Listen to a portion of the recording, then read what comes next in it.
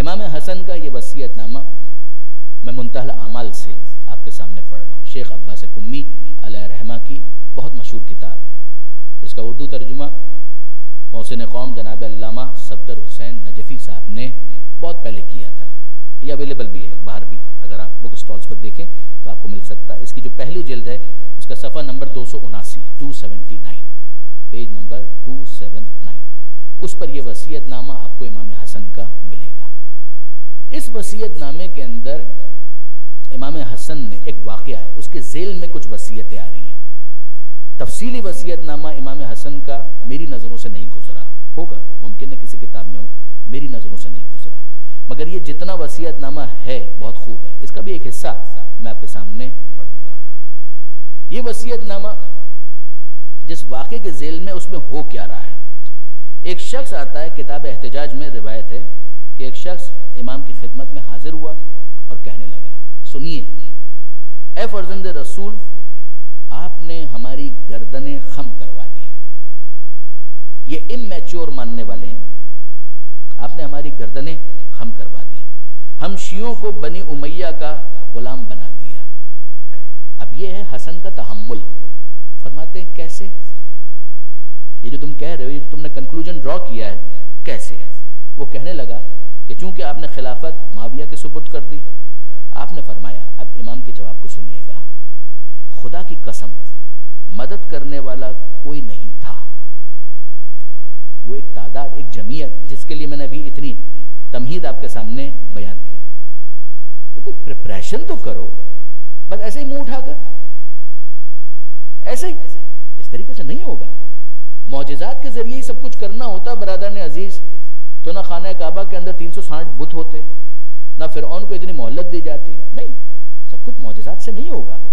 मौजिज़ात के जरिए से तो इस्टेब्लिश होगा कि ये अल्लाह के बरहक नुमाइंदे हैं। बाद में आपको, मुझे, हम सबको एफर्ट्स करनी है ताकि चीजें अपने मंतकी अंजाम तक पहुंच सकें। फरमाते हैं अगर मेरे मददगार होते तो मैं रात दिन उससे जंग करता, यहां तक कि खुदा मेरे और उसके दरमियान हकम करता, यानी फैसला करता। लेकिन मैंने अहले कूफा को पहचाना, उनका इम्तिहान लिया और मैं समझ गया कि ये लोग मेरे काम के नहीं, इनके अहदो पैमान में वफा नहीं, इनकी गुफ्तार और किरदार पर एतमाद नहीं, इनकी ज़बान मेरे साथ और दिल बनी उमैया के साथ है। हजरत ये बात बयान कर रहे थे कि अचानक आपके हलक से खून आया।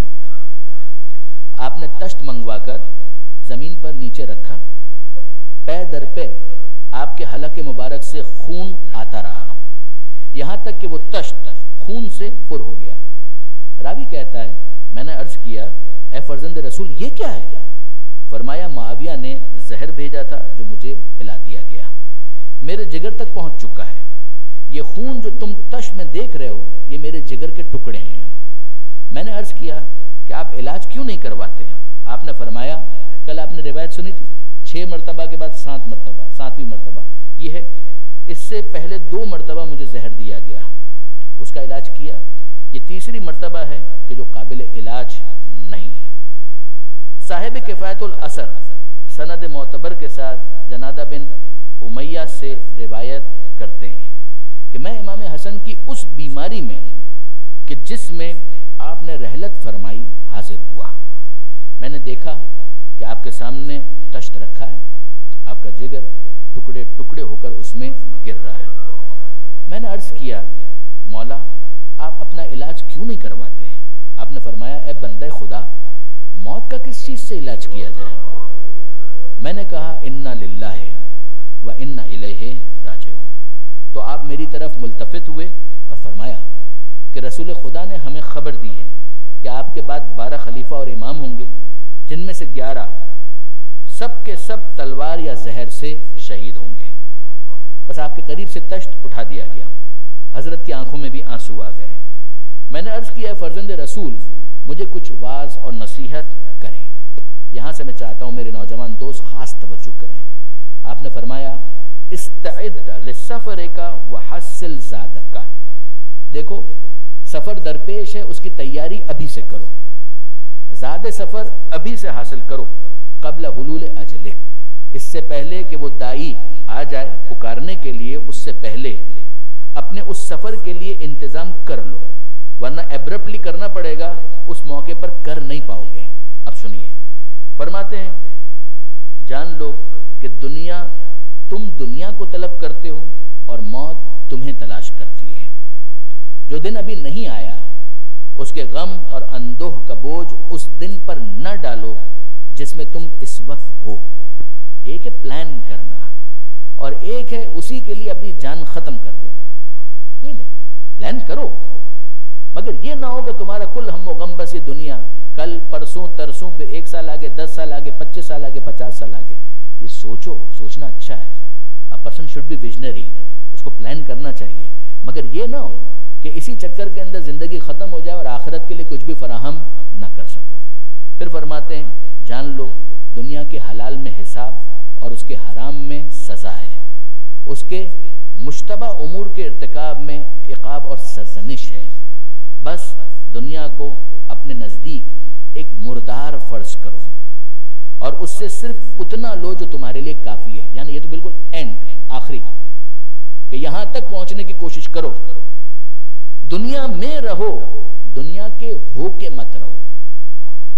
दुनिया में रहना और है, दुनिया का हो के रहना और है। क्योंकि वो माल हलाल है तो तुमने उसमें इख्तियार किया, और अगर हराम है तो उसके बोझ और गुनाह से महफूज रहा। जितना तुम लोगे वो तुम्हारे लिए हलाल है।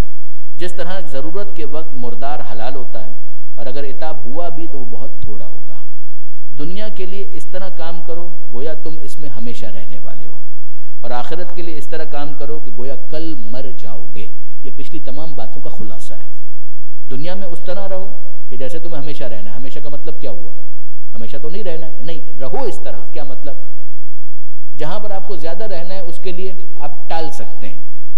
कल कर लेंगे, अभी तो हैं यहां पर, परसों कर लेंगे, अभी तो हैं यहां पर। यानी दुनिया और आखिरत का जब मामला हो, टकराव हो जाए, मैं सुस्त बनना नहीं सिखा रहा हूं, मैं ये नहीं कह रहा हूं कि इंसान सुस्त बन जाए। जब दुनिया और आखिरत इन दो चीजों का आपस में टकराव हो जाए तो इंसान क्या करे? दुनिया के मामले को इस तरह ट्रीट करो कि जैसे हमेशा यहां पर रहना है, कल कर लेंगे। आखिरत का मामला फौरन करो। क्यों? इसलिए कि हो सकता है अभी जाना पड़ जाए, हो सकता है यही सांस आखिरी हो। तो आखिरत का जो मामला है उसके लिए तेजी दिखाओ। जो दुनिया का मामला है उसको अगर डिले करना पड़े तो उसको डिले करो, यानी इसको कुर्बान करो, उसको कुर्बान मत करो। फिर उसके बाद फरमाते हैं अगर तुम ये चाहते हो कि कौम और कबीले के बगैर तुम इज्जतदार बनो और सल्तनत और हुकूमत के बगैर तुम्हारी इज्जत हो, तो गुनाह की जिल्लत से निकलकर इताअत खुदा की इज्जत की तरफ चले आओ। कौम, कबीला बहुत बड़ा सपोर्ट होता है। किसी के पास पावर है, एक बहुत बड़ी सपोर्ट है, मगर इमाम फरमाते हैं अगर उसके बगैर तुम्हें इज्जत चाहिए ना, तो याद रखो खुदा से बड़ा सपोर्टर कोई नहीं हो सकता।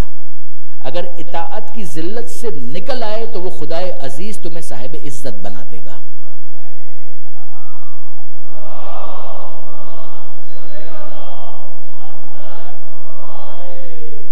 इस किस्म के मवाइज, बातें, नसीहत इमाम कर रहे थे, यहां तक कि आपका सांस रुक गया, रंग जर्द पड़ गया। इमाम हुसैन असवद बिन अल असवद के साथ दरवाजे से आए। इमाम ने अपने भाई को गले लगा लिया, सर और पेशानी के बोसे दिए, उनके पास बैठ गए। बहुत सी राज की बातें एक दूसरे से करते रहे, हसन हुसैन से। फिर असवद ने कहा इन्ना लिल्लाहि व इन्ना इलैहि राजिऊन। गोया उसे इमाम हसन की शहादत की खबर हो गई। आपने इमाम हुसैन को अपना वसी करार दिया, उनसे असरार इमामत कहे, वदाए खिलाफत उनके सुपुर्द किया, और आपकी रूह मुकद्दस ने रियाजुल कुद्स की तरफ परवास की। ये है वो जो बातें मैं आपके साथ करना चाह रहा था। अब बरादरान अजीज, बहरहाल वो वक्त आ गया कि जब हमें बड़े नवासे के उन मसाइब को याद करना है कि जिसके बाद ताबूत बरामद हो जाए। 50 हिजरी, 40 हिजरी में अमीरुल मोमिनीन की शहादत है। 6 महीने ज़ाहिरी हुकूमत, बाकी अय्याम इमामत के तो हैं ही, जो असल मकसद है।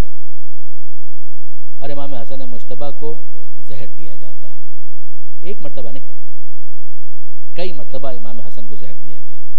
बाज़ किताबों के अंदर, बाज़ रिवायात के अंदर बाज़ उलमा ने लिखा कि 7 मरतबा जहर दिया गया। किसी और इमाम को इतनी मरतबा जहर नहीं दिया गया। 6 मरतबा जहर दिया गया। बाज़ मकातिल के अंदर मैंने खुद पढ़ा कि इमाम हसन मुश्तबा रोज़े रसूल पर आए, मुतवस्सिल हुए और उसके बाद शिफायाब हो गए।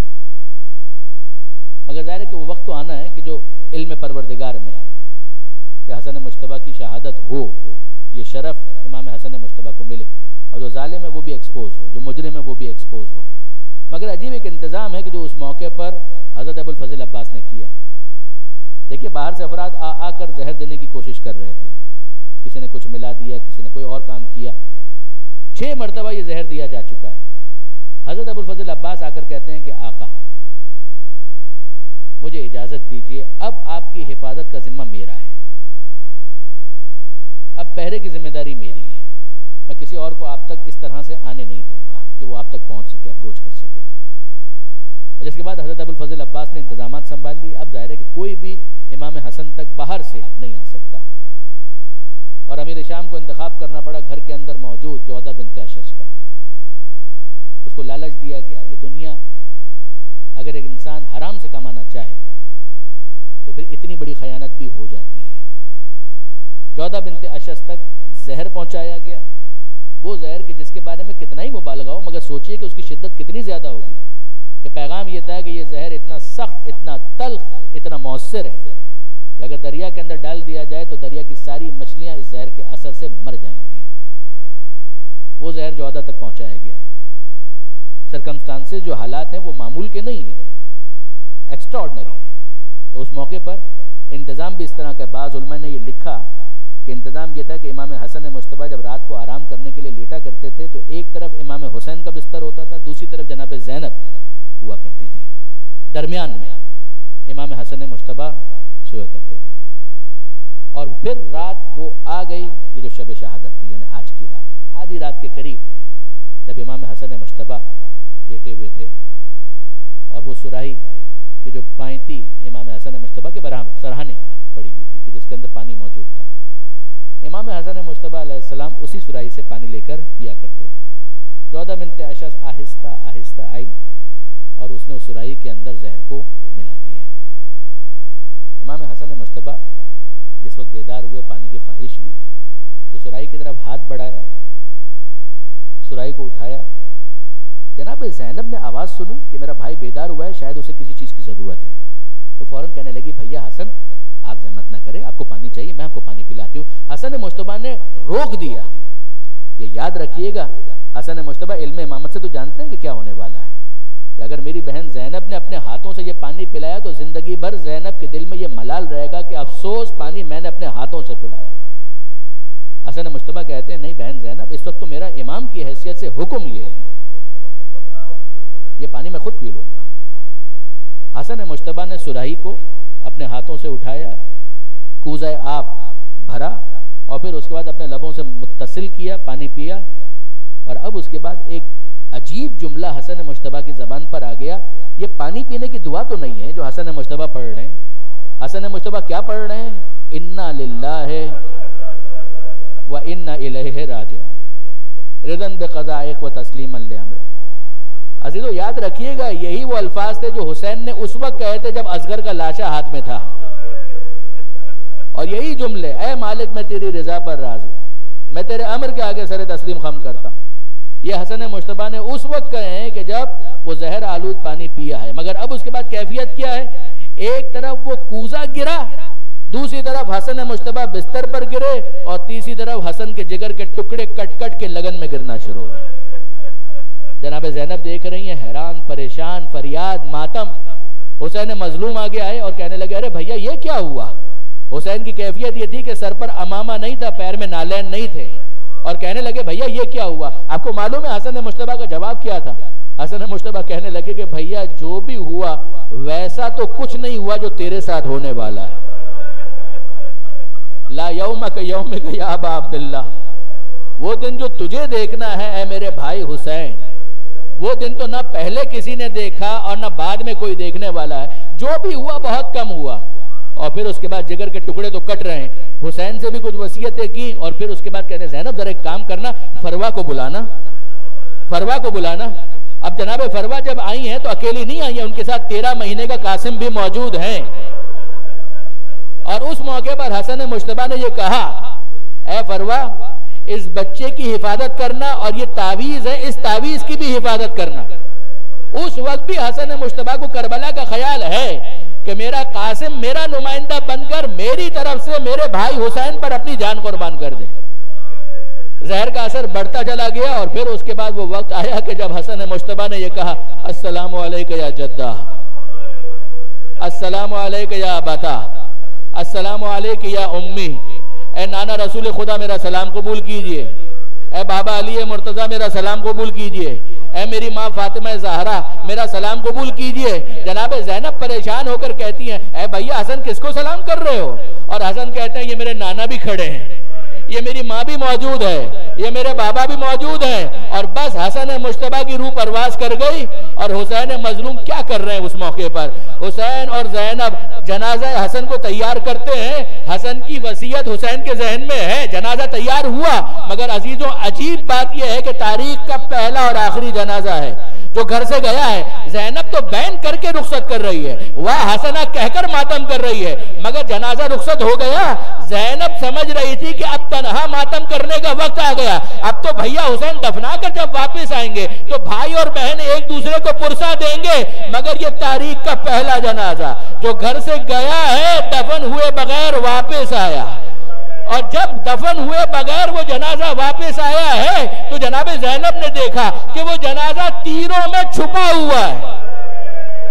तीरों में वो जनाजा, वो ताबूत तीरों में छुपा हुआ है। 70 तीर हसन मुश्तबा के जनाजे पर थे। ज़ैनब सवाल करती है, भैया हुसैन ये क्या हुआ? अरे भैया के जनाजे को तदफीन के लिए लेकर गए थे, ये वापस कैसे आ गया?